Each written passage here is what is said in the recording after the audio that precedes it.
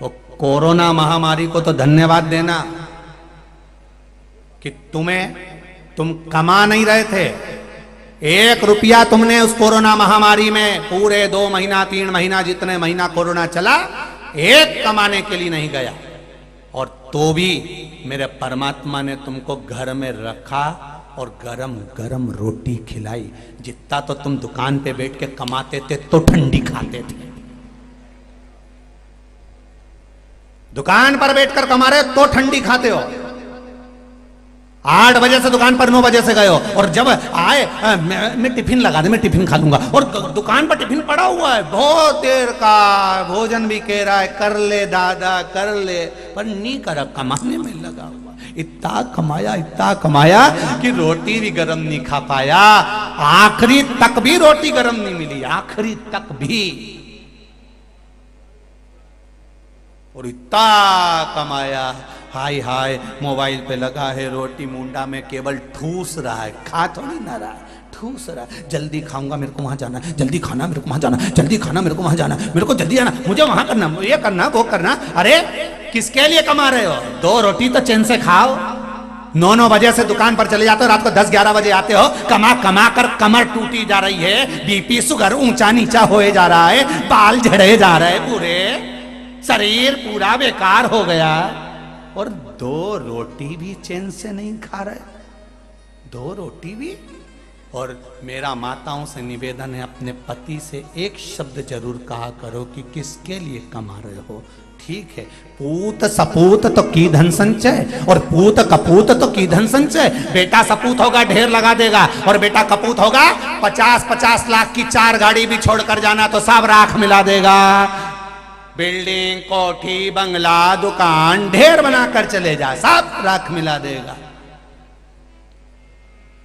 बेटा सपूत होगा जोड़ेगा, और बेटा कपूत होगा तो जोड़कर चले जा, सब राख मिला देगा। किसके लिए जोड़ रहे हो? किसके लिए?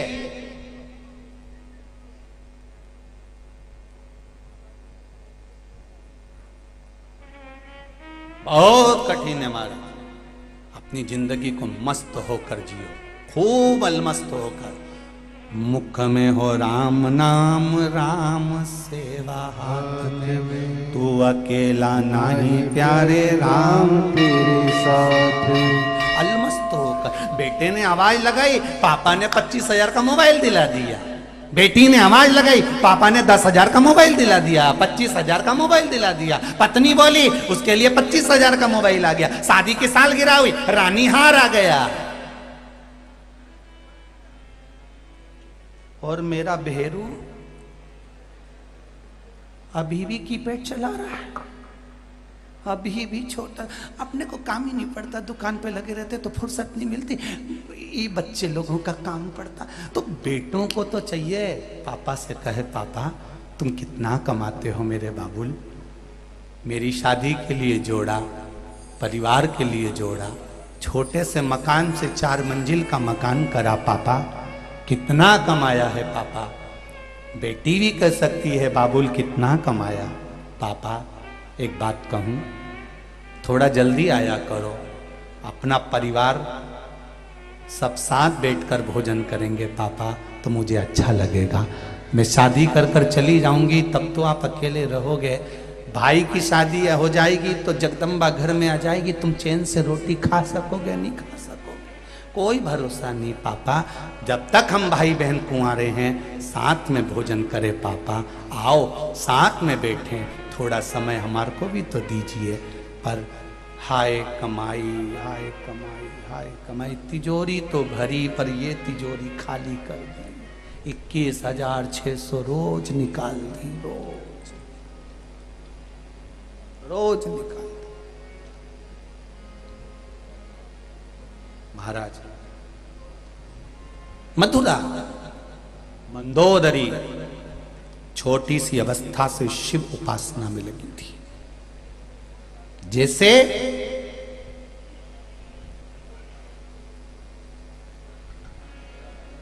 दक्ष प्रजापति के घर में इतनी कन्याओं का जन्म हुआ, और कन्याओं के जन्म के बाद भी मां जगतजननी दुर्गा भवानी से दक्ष प्रजापति कहता है मेरे घर में एक बेटी और हो जाए।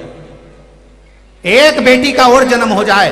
मैं दानव मंदसौर की पावन धरा पर जहां मंदोदरी रही, मैं दानव ने भी अपनी धर्म पत्नी से हेमा से कहा था, हेमा अगर भगवान मेरे पास आकर कहे कि मैं तुझे क्या चाहिए, तो मैं दानव कहता है मैं एक बेटी और मांग लूंगा, क्योंकि बेटी के बराबर कुछ नहीं है, कुछ नहीं है।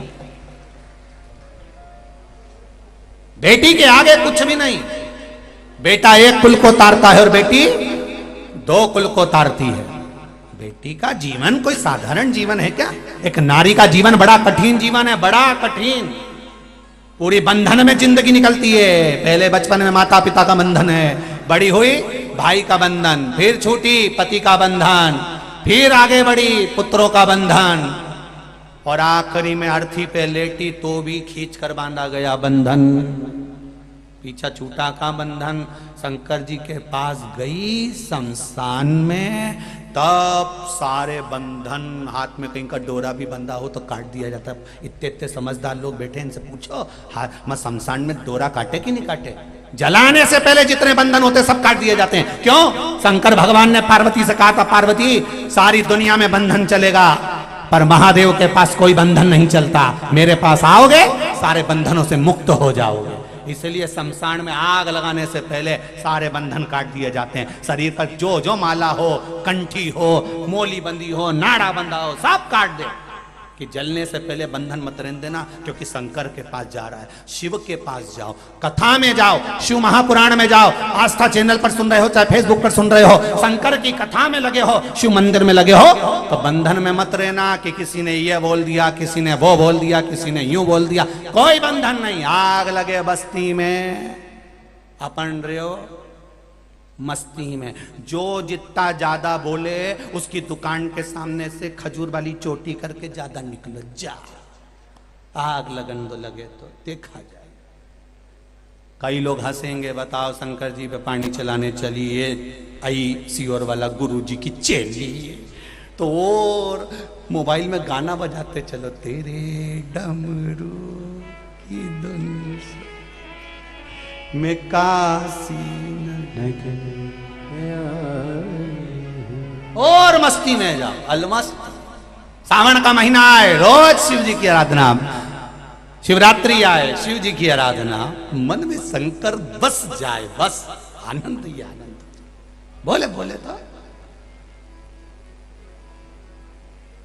यहीं देखो, जब भजन होता है, कई कई तो बेचारी शर्म में बैठी रहती, उठूं कि नहीं उठूं, फिर थोड़ा सा पल्लू लिया, फिर इधर उधर देखी। अब मन तो करा, सोफे से उठी भी, फिर इधर वाले फिर पल्लू। अब सबको देख रही बापड़ी, मन कर गया, फिर अब इसने सोचा इधर से इशारा ज्यादा हो तो, और आखिरी में उठी गई, ला बोलता रहे। और अब भेरू का मुंह गप्पा,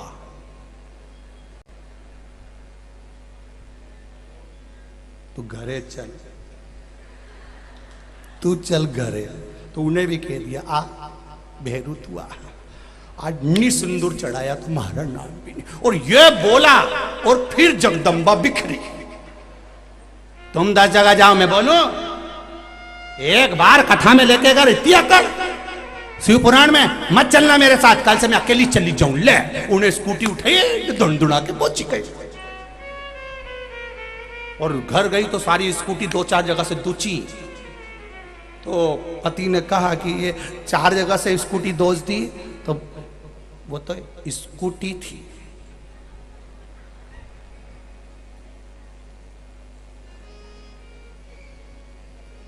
ओखली में अदरक रखा है, जब मुझे गुस्सा आती है मैं बोलती कम और कूटती ज्यादा।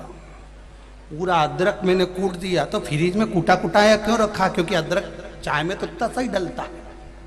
तो जब गुस्सा आए मैं अदरक को कूट लेती हूँ। आज स्कूटी हाथ लग गई, स्कूटी को देख लो 4 जगह से। हमारे पीछे मत पड़ी, मैं कथा सुनूं जब तक मत बोलना। हमारा मंदसौर में कथा चली रही है और मैं 2 बजे से 5 बजे तक कथा सुनू, बीच में मारे कोई तकलीफ नहीं ना मुझे। तो क्यों मैं कहाँ जाए, वहाँ बैठवे की जगह नहीं, तुम चुप रहो, मैं फंसी के बैठी जाऊंगी, पर जाऊंगी, जा नहीं रुकूंगी तो जा। पहुंच गई। अरे पानी गिरे तो कहीं गली जाओगी, धूप पड़ रही है तो कहीं काली। कल यहाँ धूप आ रही थी तो माताएं बड़े आराम से बैठी और ऐसा ऐसा पल्लू करके बैठी। मैंने कहा गजब सूर्य नारायण भगवान, पर्दा करना तो तूने सिखाया दाता, गजब। चित्त वृत्ति में बहुत शिव तो बैठे। शिव की आराधना नहीं छूटना चाहिए। मंदोदरी नहीं डरी, स्मरण करती रही। 4 बेलपत्री उसने चारों तरफ रखी। आए असुर राक्षस सब आए, पर वो बेलपत्री का बल इतना प्रबल था कि अंदर प्रवेश ना कर सके। बेलपत्री में वो बल है कि अंदर नहीं आ सकते।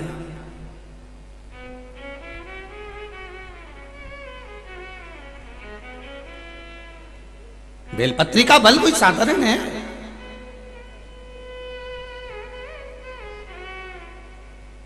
नवरात्र चल रही है, एक बेलपत्री अशोक सुंदरी वाली जगह पर चंदन लगाकर चढ़ाओ तो ये जितने लेटर आ रहे हैं ना कि गठान हो गई थी और ये हो गया था, थायराइड हो गया था, एक बेलपत्री चढ़ाओ तो अशोक सुंदरी वाली जगह पर।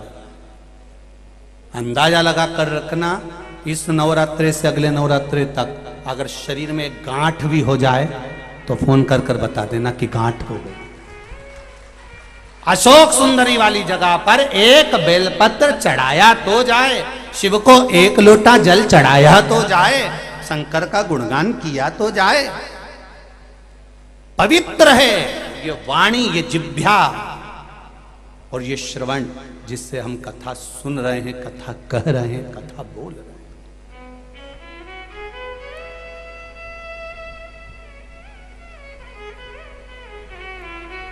दक्ष प्रजापति ने, मैं दानव ने भी कहा कि एक बेटी और मिल जाए, भगवान से प्रार्थना एक बेटी और जन्म है। जरा विचार करिए कि बेटी की आप पाने के कितने आनंद होगा। और यहाँ बेटा, तो यहाँ दक्ष प्रजापति ने भी कहा मुझे एक बेटी का और जन्म हो जाए। तो कहा बेटी का क्या करोगे? माता रानी ने कहा तुम्हारे घर में पहले से इतनी बेटियों का जन्म हो गया, और बेटी का क्या करोगे? नहीं, मुझे बेटी चाहिए। पार्वती माता सती प्रसूति के गर्भ से प्रकट हो गई। दक्ष प्रजापति की धर्म पत्नी का नाम था प्रसूति। माता ने कहा बेटी ढूंढने कहाँ जाऊंगी, मैं खुद तेरे घर में प्रकट हो जाऊंगी। और प्रसूति के गर्भ से सती प्रकट हो गई। विचार करिए, माता प्रसूति ने अपने बच्चों को कितना संस्कार दिया होगा, माता प्रसूति ने अपने बच्चों को कितना ज्ञान दिया होगा, माता प्रसूति ने अपने बच्चों को कितने संस्कार दिए होंगे कि आज भी हॉस्पिटल में जहां बच्चे का जन्म होता है उस कमरे के बाहर प्रसूति कक्ष लिखा जाता है कि यहां जो बच्चा जन्म लेगा वो संस्कारवान पैदा होगा। यहां दक्ष प्रजापति की पत्नी ने कोई डोनेशन नहीं दिया तो भी हॉस्पिटल में उनकी पत्नी का नाम लिखाया, क्योंकि संस्कार दिए थे बच्चों को। उस कक्ष का नाम है प्रसूति कक्ष। कौन सा कक्ष है? जम के बोलो जरा, जम के। प्रसूति कक्ष। यहां बच्चों का जन्म होता है, यहां बच्चे प्रसव होते हैं, जन्म लेते हैं। उस कक्ष का नाम है प्रसूति कक्ष, जो दक्ष प्रजापति की धर्म पत्नी प्रसूति के नाम से रखा गया, क्योंकि उसने संस्कार इतने दिए थे, इतना संस्कार। और देव संस्कार। आप भी अपने बच्चों को विद्वान बनाना है तो संस्कार दीजिए और संस्कार दो, तो जिससे तुम्हारा नाम भी जनमानस तक पहुंच सके। लोग कहें कि बताओ उनके पिताजी हैं, उनका पुत्र है, उनका बेटा है, उनका भाई है, उनका कुल है, ये प्रसन्नता हो आपके जीवन में।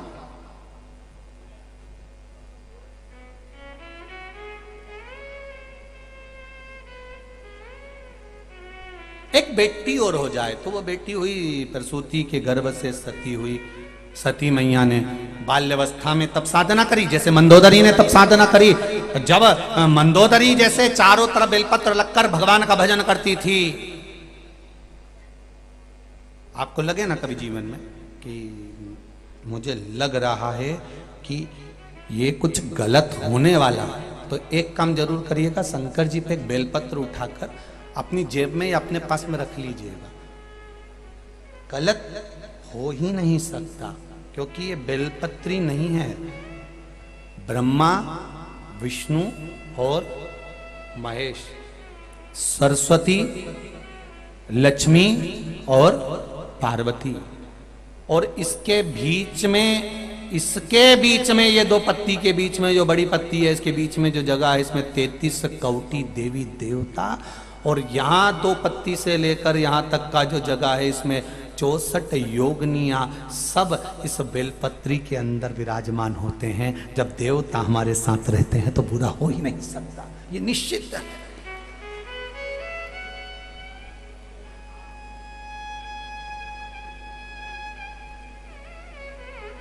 देव साथ हैं।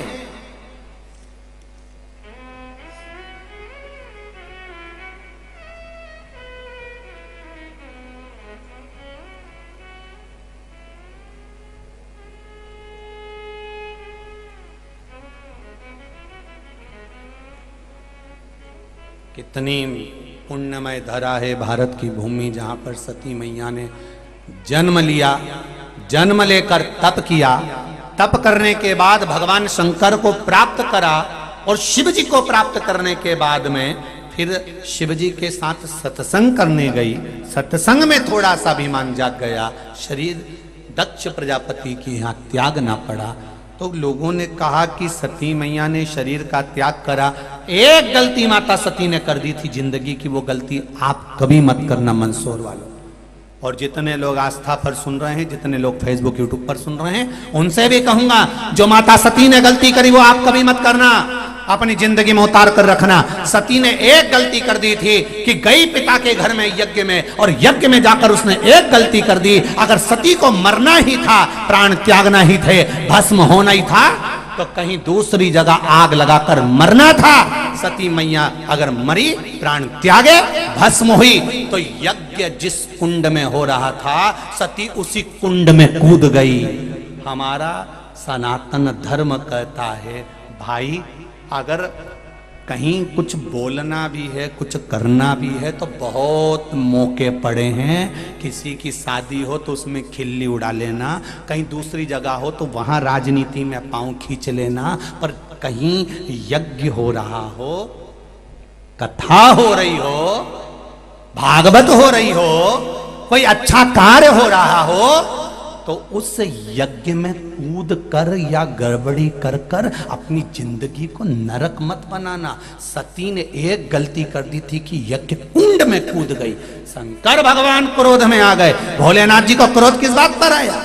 लोग कहते सती मैया जलकर भस्म हो गई तो शंकर भगवान को क्रोध आ गया। शिव महापुराण को जरा अच्छे से सुनिए, अच्छे से पढ़िए। शंकर जी को क्रोध इस बात पर नहीं आया था कि सती जलकर भस्म हो गई। शंकर को क्रोध इस बात पर आया कि तू गलत जगह पर मर गई, गलत जगह पर तूने प्राणों को त्याग दिया, गलत जगह पर तू भस्म हो गई। सती अगर तेरे प्राण छोड़ना थे तो बाहर जाकर छोड़ती, पर यज्ञ के कुंड में कूद गई, धर्म की जगह पर, अच्छी जगह पर।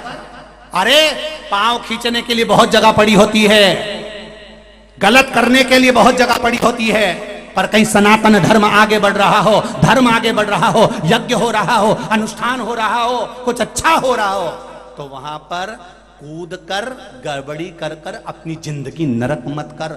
सती तूने गलती कर दी, इसलिए मैं तुझे कहता हूं सती कि तू यज्ञ के कुंड में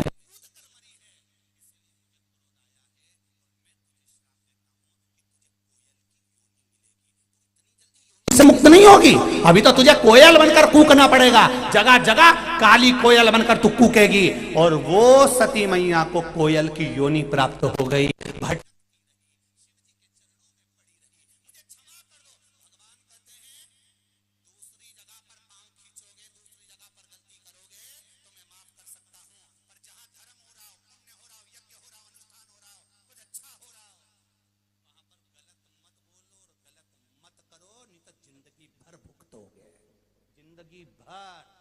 अभी तो पड़ी रे सती, तुझे कोयल की योनि में पड़े रहना है कई वर्ष तक।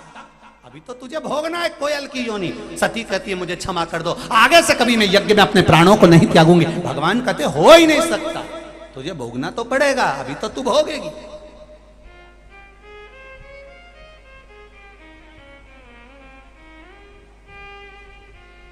भोगना तो पड़ेगा, अभी तो समय है, अभी भोगना। मत बुरे कर्म कर बंदे, वरना पछताएगा। भगवान की आंखों से तू बच नहीं पाएगा, तू बच नहीं पाएगा। बन सके अच्छा कर सकी। सती ने कहा एक बार तो क्षमा कर दो। भगवान कहते हैं बिल्कुल नहीं कर सकता। बार बार सती ने क्षमा मांगी। कोयल बनकर जन्म ले ली सती। बेलपत्री के पेड़ पर बैठती, पेड़ में से पत्ती तोड़कर लाती, उड़ती उड़ती वो पत्ती शंकर भगवान के ऊपर छोड़ देती। शिव जी जानते कि ये मेरे ऊपर बेलपत्र छोड़ रही है, पर इतनी जल्दी इसको माफ नहीं कर सकता। कई वर्ष निकल गए। एक बार सोमवार की अष्टमी पड़ी। कौन से वार की? बोलो बोलो जरा, जम के बोलो। सोमवार की अष्टमी पड़ी। पार्वती जी ने बेलपत्र, माता सती ने अपनी चोंच में से, कोयल ने वो बेलपत्र भूमि पर फेंकी, शिव जी के हृदय पर पड़ी। शंकर भगवान ने नेत्र खोलकर देखा, सती कोयल की योनि में थी, रो रही थी। अब तो क्षमा करो नाथ। शंकर भगवान ने कहा जब 2 आषाढ़ पड़ेंगे और 2 आषाढ़ पड़ेंगे, उस आषाढ़ में तू कोयल की योनि में मेरी स्मरण करेगी, एक बेलपत्र मुझे समर्पित करेगी, तब तू कोयल की योनि से छूटेगी। 2 आषाढ़ अधिक मास आषाढ़ के महीने में पड़ता है, तो उसको कोकिला अधिक मास कहते हैं। मेरी माएँ जानती हैं इस बात को। कौन सा अधिक मास कहते हैं? कोकिला अधिक मास। जब 2 आषाढ़ पड़ेंगे, तब तो मेरे ऊपर जब बेलपत्र समर्पित करेगी, तब तो उस योनि से छूटेगी। 2 आषाढ़ का इंतजार करती रही सती। 2 आषाढ़ का अधिक मास आए, आषाढ़ के महीने का अधिक मास आ जाए, और आषाढ़ के महीने का अधिक मास आएगा तो मैं इस योनि से मुक्त हो जाऊंगी। उसको कोकिला अधिक मास कहते हैं। महाराज आषाढ़ का इंतजार करा, आषाढ़ का महीना आया, पार्वती जी ने, वो सती मैया ने कोयल के रूप में एक बेलपत्र भगवान को समर्पित करा। शिव जी ने उसको कोयल की योनि से मुक्त करा। कोयल की योनि से छूटी, फिर कहती है मैं कहाँ जाऊंगी? शिव जी कहते हैं तुम पितरों की कन्या मैना, मैना के घर में पार्वती के रूप में तुम प्रकट होगी, मुझे वापस प्राप्त होगी। अब गलती नहीं होना चाहिए। गलती कर दी। जहां यज्ञ हो, अनुष्ठान हो, दान हो, पुण्य हो, सत्कर्म हो। श्रीमद् भागवत में वर्णन आता है, राजा बलि दान करने के लिए सामने खड़े तो शुक्राचार्य जी मना कर रहे थे। शुक्राचार्य जी ने कहा राजन किसको दान कर रहे हो? सामने खड़ा हुआ वो ब्राह्मण का बच्चा नहीं, स्वयं त्रिकालदर्शी भगवान नारायण आकर खड़े हैं छत्र कमंडल लेकर। किसको दान कर रहे हो महाराज? भगवान राजा बलि ने कहा नहीं नहीं साहब, मैं तो दान तो कर रहा है, मैं दान तो दूंगा, दान करे बिगड़ तो नहीं मानूंगा, मैं दान देने तो आया हूं। दरवाजे से कोई खाली जाए अच्छी बात नहीं है, दान तो करूंगा। अरे राजन दान कर रहे हो तो किसको? मना करा शुक्राचार्य जी ने, नहीं माने। कमंडल में से पानी निकालने लगे। शुक्राचार्य जी अंदर जाके बैठ गए, टोटी में से एक आंख लगा के देखने लगे।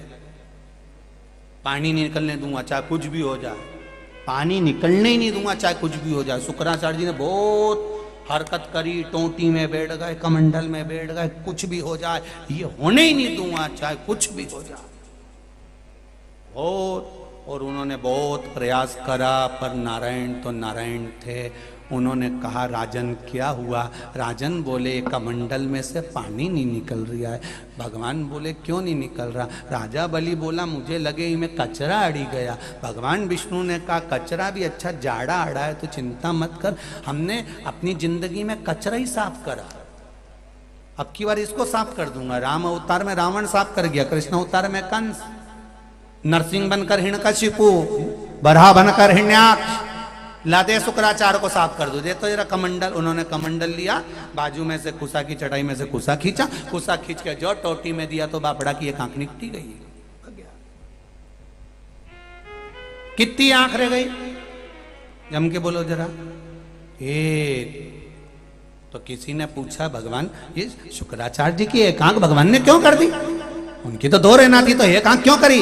यहां शास्त्र कहता है घर का बुजुर्ग, घर का बड़ा, घर की माता, घर का पिता और गुरु, घर का जो बड़ा होता है उसकी दृष्टि एक होना चाहिए, दो दृष्टि नहीं होना चाहिए। मेरी बड़ी बहू मुझे प्रिय और छोटी ऐसी, मेरा बड़ा बेटा प्रिय छोटा ऐसा ही। जिसकी दृष्टि दो हो जाती है उसका बुढ़ापा बिगड़ जाता है। फिर छोटी वाली कह देती है पड़ी रे बड़ी वाली के पास जा, फिर वो नहीं पूछता।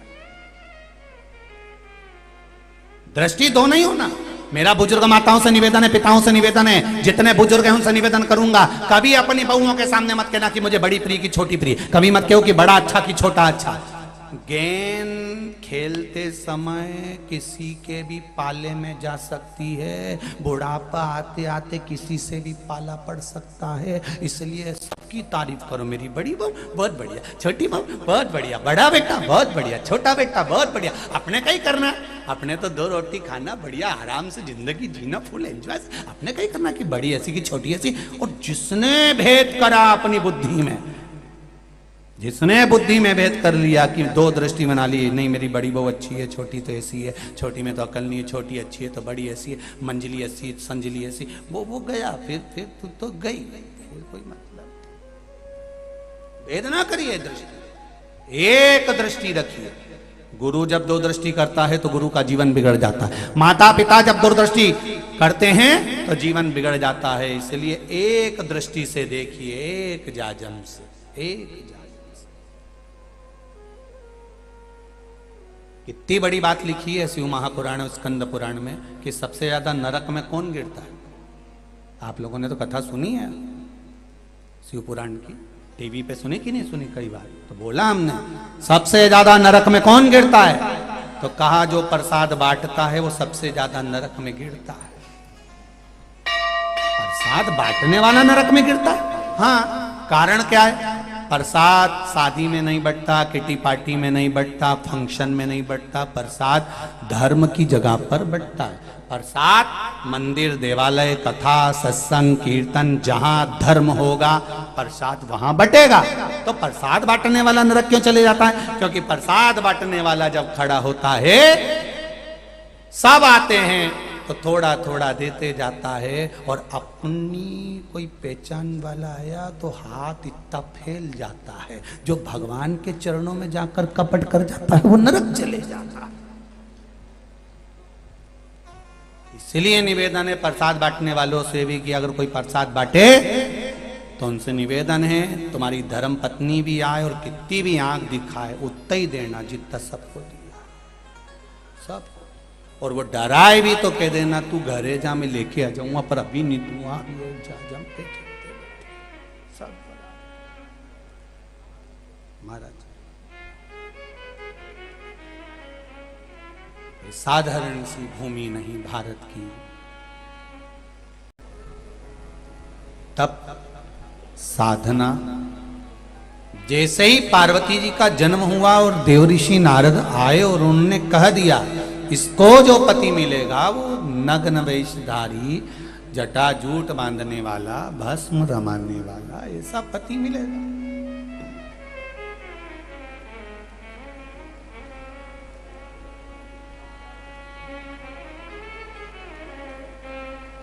अब ऐसा पति इसको मिले, करा क्या जाए?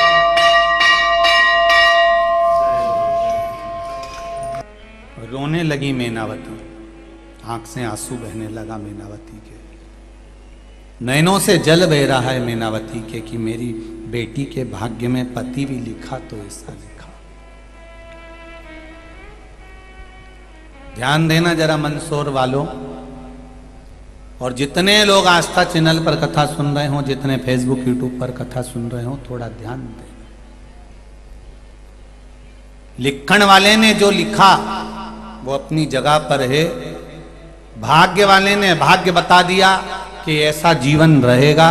आपने पत्रिका दिखाई, ज्योतिषी बताई, सब कुछ बता दिया उन्होंने कि ऐसा जीवन होगा। पर यदि सच्ची लगन है और आपकी मेहनत प्रबल है तो पूरी दुनिया एक तरफ होगी और आपका यश एक तरफ होगा। बस मेहनत करिए, बहुत जरूरी है मेहनत। हम पहले भी कथा में कहे, आज फिर कहना चाहेंगे। गीता जी में वर्णन है, शिव महापुराण में वर्णन है, भागवत जी में वर्णन है। अपने कर्म को करो और बड़ी प्रबलता से करो। अपने कर्म को करो और बड़ी प्रबलता से करो, कर्म पीछे नहीं हटना। एक बेलपत्री भी आप शंकर भगवान को चढ़ा रहे हो तो पहले आप जिस कार्य को करना चाहते हो पहले कर्म पूरा करो, और जब कर्म पूरा हो जाए तब बेलपत्री बाबा देवाधिदेव महादेव को चढ़ाओ। मेहनत पूरी करो, कर्म पूरा करो, पूरा कर्म, उसके बाद एक बेलपत्री शिव जी को चढ़ाइए। जब लगे कि मैंने परीक्षा दी, पढ़ाई करी, खूब पढ़ाई करी और खूब अच्छे से मैंने पढ़ाई करी पर मेहनत करी और मुझे ऐसा लग रहा है कि रिजल्ट ठीक नहीं आ रहा है, मेहनत करो, खूब डट के करो, खूब दिल से करो, तब फिर एक बेलपत्री बाबा देवाधिदेव महादेव के पास लेकर जाओ और फिर उनसे प्रार्थना करो, बाबा एग्जाम तो दे दिया है, तेरे भरोसे पर खूब पढ़ाई करें, कर्म पूरा करना। पहले कथा में कहा, आज फिर कह रहे हैं, बैंक में लॉकर, लॉकर में आपकी रकम, उसकी 2 चाबी होती है लॉकर की, एक चाबी आपके पास में है और एक चाबी मैनेजर के पास में है। एक चाबी आपके पास और एक चाबी मैनेजर के पास में है।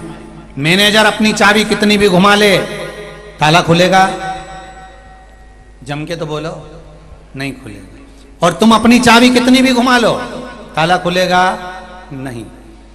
मैनेजर अपनी चाबी लगा लगा कर खोल देगा तो नहीं खुलेगा, और तुम अपनी चाबी कितनी भी घुमा लो वो नहीं खुलेगा। चाबी दोनों की लगना चाहिए।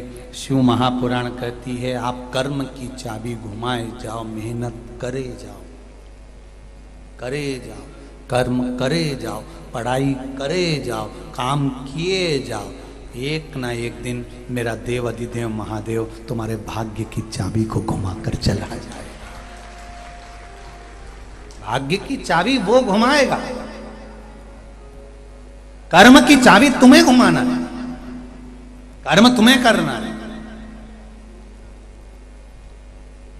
हम उसके भरोसे बैठे रहे, हाथ हिलाऊंगा ना पांव हिलाऊंगा बैठा हूं मैं तो नहीं, नहीं, कर्म करना पड़ेगा, जाना तो पड़ेगा, काम तो करना पड़ेगा। कथा सत्संग कीर्तन स्मरण पढ़ाई लिखाई कर्म के अनुसार करो, पर विश्वास उस परमात्मा पर छोड़। मैनावती रो पड़ी, मेरे बेटी का भाग्य ऐसा है कि इसको नग्न वेशधारी पति मिलेगा, जटाजूट वाला मिलेगा, ऐसा पति मिलेगा। मैं बड़ी दुखी हूं, मैं बेटी का विवाह नहीं करूंगी। अगर ये हर माँ ऐसा सोच ले कि बेटी के भाग्य में दुख है तो मैं विवाह नहीं करूंगी। और बेटियों से निवेदन है, मेरी माताओं से निवेदन है, अपनी बेटी को पढ़ाओ लिखाओ, विद्वान बनाओ, खूब अच्छा पढ़ाओ, जितना पढ़ा सकते हो उससे जोरदार पढ़ाओ। पर बेटी को थोड़ा संस्कारवान भी बनाओ और ये बताओ, जिंदगी बहुत बड़ी है बेटा, तेरी जहां शादी होगी हम पेट्रोल पंप देख लेंगे, गाड़ी देख लेंगे, बंगला देख लेंगे, मंजिल देख लेंगे, छोरा देख लेंगे, पर भाग्य थोड़ी ना देखेंगे। बेटी को ये बताओ, हम सब कुछ देख लेंगे बेटा पर भाग्य नहीं देख सकते। पेट्रोल पंप देख कर दिया, गाड़ी बंगला देख कर दिया, छोरे एक लड़का था, तू उसके इसके बाद सबने सोचा था, सबकी यहाँ से रिपोर्ट अच्छी आई कि लड़का अच्छा है, एक ही है, एक ही है, एक ही है। सब सोच समझ के शादी करी बेटा, उसके बाद भी तेरी जिंदगी में दुख लिखा तो क्या करे।